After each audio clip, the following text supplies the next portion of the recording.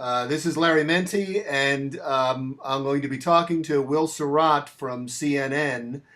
Uh, and already this isn't working well. WillSurratt from CNN. Will, explain your role there. What do you do at CNN? I'm executive producer of new program development. And in that role, you have people working. You're working with some people that are recently out of journalism school. What we do is we put together ideas for new concepts, and then when we put those concepts to task, we bring some people on at various levels, including people who are fairly new, interns, etc. I asked that question because I'm wondering if you're seeing journalism schools and the people that you meet at CNN that come out of journalism schools, if they're able to keep up with the changes in media. It's funny the way that you prepare for your job each day has changed radically. When I was coming out of school, you read newspapers and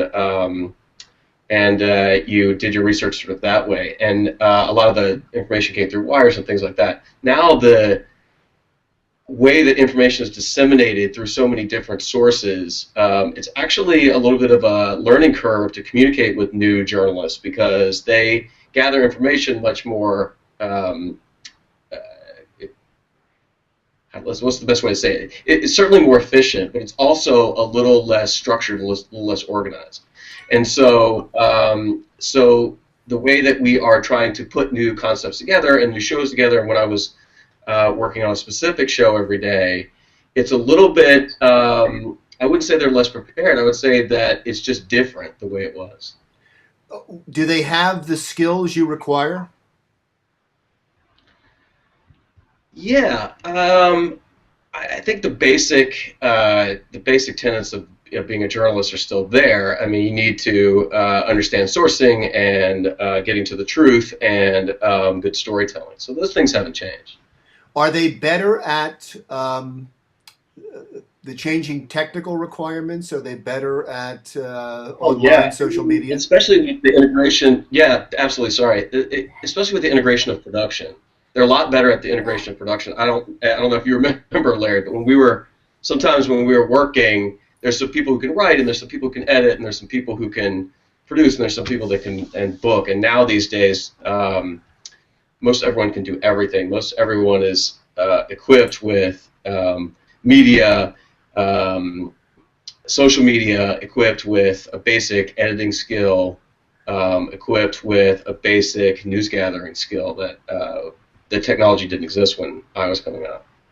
Is there anything at all that you think is lacking?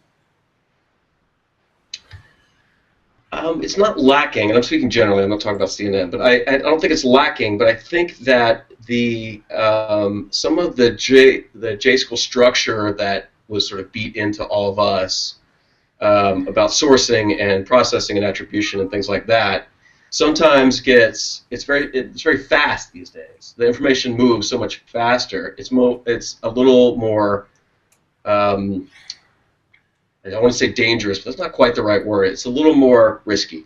I get it. And so your argument, and I'm getting to this now, what you would suggest for journalism schools and communication schools, ethics is even more important now. Ethics is big, um, and process too. Understanding that there's a lot of competing media out there. Media is no longer a single entity. Not that it ever was, but even more so now. There's media that has a perception of what the truth is out there that is in diametric opposition to the next station, the next network, the next newspaper. And so the importance of process and executing good journalism is extremely important. Now, of course, that includes ethics, but also in sourcing and attribution and those elements as well. It's fascinating because there's a hot debate right now in the academic world between how much content, how much practice there should be, and how much theory. and the academic world and people that are entrenched in academia are really pushing theory and saying we don't want to become a trade school, and yet the Knight Foundation, the Scripps Foundation, several of the funders are saying you've got to bring in more practice in because we're falling behind. Uh, I find that fascinating to what you're saying because you're saying that structure of journalism still has to be there. I'm surprised by that because uh, most of the folks that I meet coming up edit literally edit video better than it took me 2 or 3 years to learn. And I mean, I was fortunate enough to go through production. I came from the production side, so maybe that's just the way I look at things. But and I look again here at CNN. This is the pinnacle of good journalism. So we only get sort of the best and the brightest, and they sort of come in with price of entry on their ability to do certain things. How about social media? Should that how deep in journalism school should they be getting into teaching social media? Heavy, because it's where it's not only the distribution, but it's also becoming a lot of what the news gathering, the first line of news gathering is becoming. In the way that you used to get tips, social media is the tip line now. And even if it's aggregated or it's data mined, that's the elements of the beginning of stories. And the need for ethics and the need for understanding what is the story, is the story being told well, what's the attribution, what's the sourcing, is twice as important as it ever was. Do do journalism school students need to get deep into, for instance, coding? Should they know HTML? Do they need to know CSS? No, I don't think so. And again, I'm just talking about somebody that would work in sort of what I did. If you're going to work at a website and you're going to create content and you're going to be on the production side of digital execution, then yes. But generally, the technology is more of a tool than it is a requirement for what you need, at least for what I have experienced. I mean, if you understand a certain news processing system, which every news organization in the world has, then you're probably okay.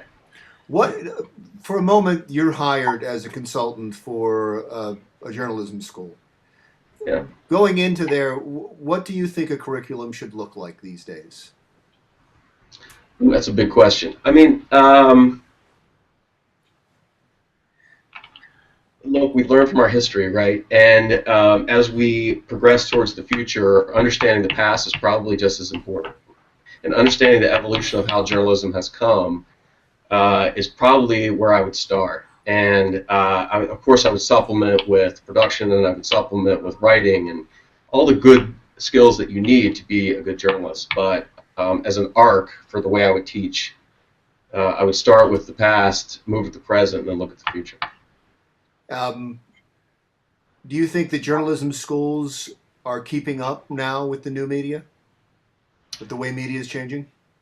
You know, I taught a couple classes about 2 or 3 years ago. I think it was 2 or 3 years ago. And it's interesting.